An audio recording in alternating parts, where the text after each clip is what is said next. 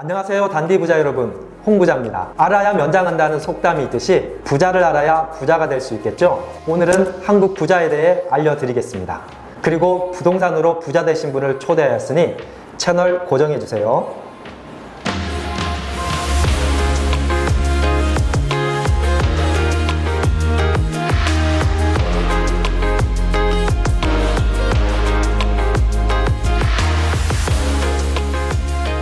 부자 되세요. 오늘은 말만 들어도 배가 부르네요. KB금융그룹에서 2011년부터 매년 한국 부자 보고서를 발행하고 있습니다. 오늘은 2020년 말 발행된 보고서에 있는 내용을 중심으로 관심이 가는 내용을 추려서 알려드리겠습니다. 이 보고서에서 부자라 함은 금융자산 10억 원 이상을 보유한 개인을 말합니다. 한국에서 누가 가장 돈이 많은지 제 요술 거울에게 물어보겠습니다. 거울아, 거울아, 한국에서 누가 가장 부자니? 거울을 안 닦았더니 헛것을 보여주네요. 거울을 바꾸어 다시 물어보겠습니다. 거울아, 거울아, 한국에서 진짜로 누가 가장 부자니? 역시 작년 말에 타계하신 삼성의 고 이건희 회장님이네요. 자산이 무려 17조 3천억 원, 상속세만 10조가 넘는다니 오늘은 어떤 분이 부러워지네요. 부러우면 지는데. 부자 3대 못 간다는 말이 있는데 10년 전과 지금의 한국 부자 순위가 얼마나 바뀌었는지 알아볼까요? 포브스 글로벌 2000에 선정된 한국 부자 최상위 10명입니다. 고 이건희 회장님은 10년 전에도 한국 최고 부자셨네요.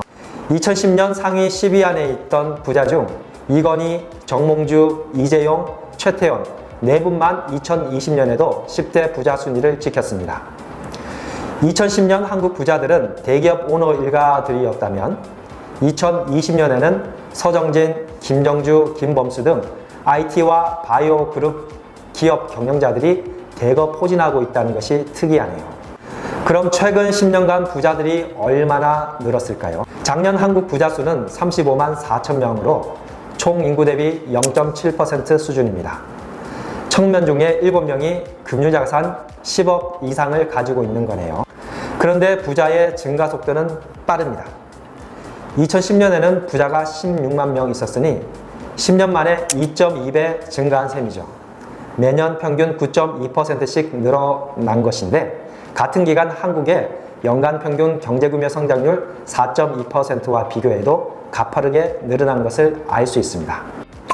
위 사람 모양의 그래프는 전년 대비 부자수 증가율을 나타내고 아래 막대 그래프는 연도별 부자수를 나타냅니다. 대출도 안 나오는데 수십억짜리 아파트를 누가 사가나 했더니 다 임자들이 있었네요.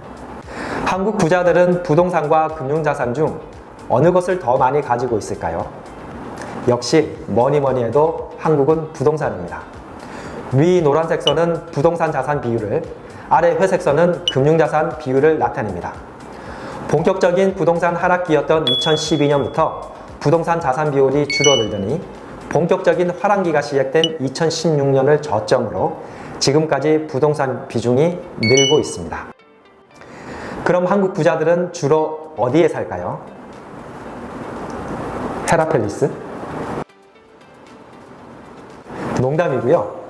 서울, 경기, 인천을 포함한 수도권의 70.4%가 몰려 살고 있습니다. 말은 제주도로, 사람은 서울로 보내라는 말이 맞는 말도 같네요. 그리고 부산을 포함한 영남 지역에도 부자들이 꽤 많이 살고 있습니다. 부자들은 얼마의 여윳돈을 가지고 투자를 할까요? 여윳돈은 다른 말로 연간 저축 여력이라고 하는데 1년간 벌어들인 소득에서 생활비와 세금, 사회보험료를 뺀 금액을 말합니다.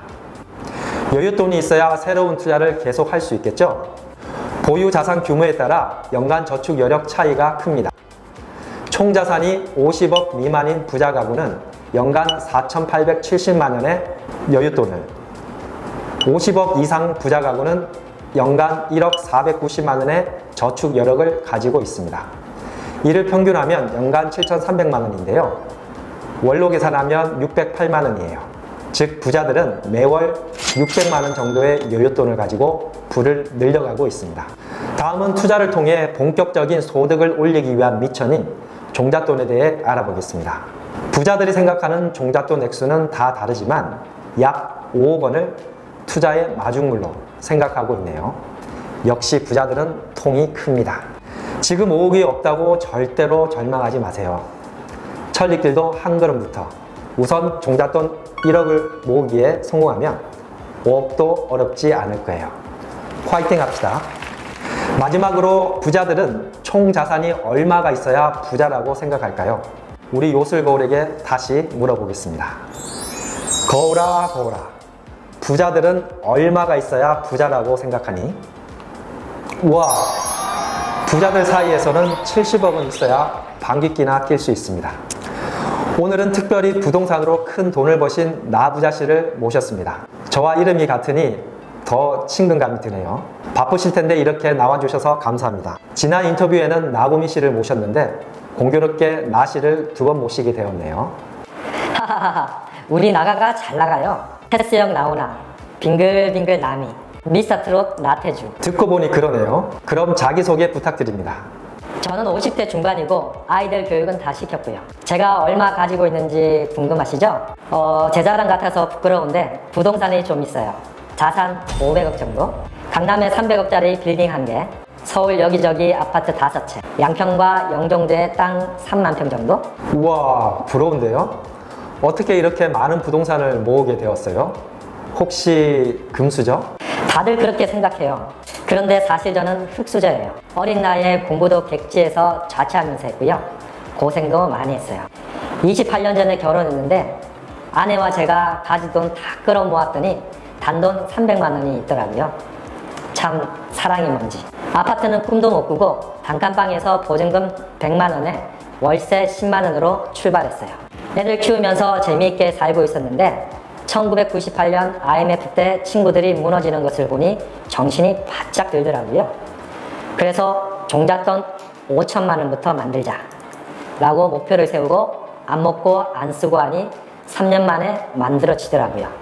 2001년 당시 일산 24평 아파트 값이 9천만 원 정도, 전세가가 8,100만 원 정도였어요. 갭투자로 900만 원만 있으면 아파트 한 채 살 수 있었는데 큰 마음 먹고 종잣돈으로 아파트 5채를 샀죠. 4년 후에 보니 한 채당 가격이 5천만 원 이상 오른 거예요. 그래서 인서울하기로 결심했습니다. 제 기억에 그 당시 일산과 마포 아파트 가격 차이가 얼마 안 났어요. 일산 아파트를 한 개씩 팔고 마포로, 용산으로, 강남으로 옮겨 타기를 했죠. 그때 저희 부부는 압구정동에서 입시학원을 하고 있었는데 사업이 잘 되어서 우리가 입주해 있던 50억짜리 빌딩을 아파트 2채를 팔아 매입을 해버렸어요. 물론 대출 끼고요. 지금 생각해보면 2001년에 종잣돈 5천만 원이 20년 만에 500억 자산으로 불어난 거예요. 듣고 보니 종잣돈이 얼마나 중요한지 다시 알겠네요. 부동산 투자하다가 실패는 없었나요? 왜 없었겠어요? 2008년 글로벌 금융위기 때는 아찔했어요. 아파트 가격이 떨어지는데 대형 편수는 정고점에서 40%까지 떨어지더라고요. 팔려고 해도 팔리지도 않고요. 그때 한강에 간 사람들 많았어요. 망하지 않기 위해 부동산 공부를 열심히 했죠. 공부하면서 알게 된 사실인데 부동산은 하락기에는 30에서 40% 떨어지지만 회복기가 되면 200에서 300%까지 오른다는 것을 알게 되었어요. 존버하면 죄송해요, 방송인데 버티면 되겠구나 하는 확신이 들더라고요. 그래서 운영하던 학원에서 나오는 수익으로 빚을 갚으며 버티다 보니 이렇게 자산이 불게 되었네요. 부동산은 버티는 자가 이기는 시장입니다. 부동산은 버티는 자가 이긴다. 명언인데요. 저도 글로벌 금융위기 당시를 생생히 기억하고 있어요. 어딜 가나 깡통주택이 넘쳐나던 시절이었죠. 이 영상을 보는 단디 부자님께 성공한 투자가로서 당부하고 싶은 말이 있다면요? 당부라. 3가지 말씀드리고 싶네요. 우선 꾸준히 공부를 하라고 권하고 싶어요. 부동산은 아는 만큼 보여요. 좋은 부동산 책도 많이 읽고, 그리고 우리 홍 부자님 채널 좋잖아요. 공부하다 보면 자기도 모르게 실력이 쌓여 있을 거예요. 그리고 유동성을 늘 확보해 두라고 당부드리고 싶네요. 부동산은 수익성은 좋지만 황금성이 떨어지는 상품이기 때문에 돈 흐름에 문제가 생기면 엄청 고생해요. 마지막으로 확신이 서면 행동으로 옮기라고 말씀드리고 싶어요. 부동산으로 돈을 못 버는 사람을 보면 결정장애가 있으신 분들이 많아요. 싸고 좋은 물건은 이 세상에 없거든요. 미래 가치에 대한 확신이 서면 과감하게 지르세요. 재미있게 인터뷰하다 보니 시간이 많이 지났네요. 끝으로 앞으로 계획에 대해 말씀해 주세요. 사람이 돈돈 하다 보면 돌아버려요. 꿈은 있지만 기회가 부족한 분들을 돕고 싶습니다. 그분들을 위해 도서관도 지어주고 싶고 책을 써서 제 경험을 나누고 싶어요. 그리고 코로나가 잠잠해지면 강연회도 하고 싶은데 홍 부장님 오실 거죠? 나누면 행복해지더라고요. 여러 가지 좋은 말씀 해주신 나 부자님 감사합니다. 강연 날짜 잡히면 단디 부자님들 초대하겠습니다. 한국에서 나 부자님 같은 분들이 많이 생겼으면 좋겠네요. 아쉽지만 오늘 인터뷰 이것으로 마치겠습니다. 오늘 내용 유익했으면 댓글로 알려주세요. 다음 한국 부자 주인공은 우리 단디 부자님이십니다. 지금의 한국 부동산 과연 고평가일까요? 저평가일까요? 다음 영상 기대하세요.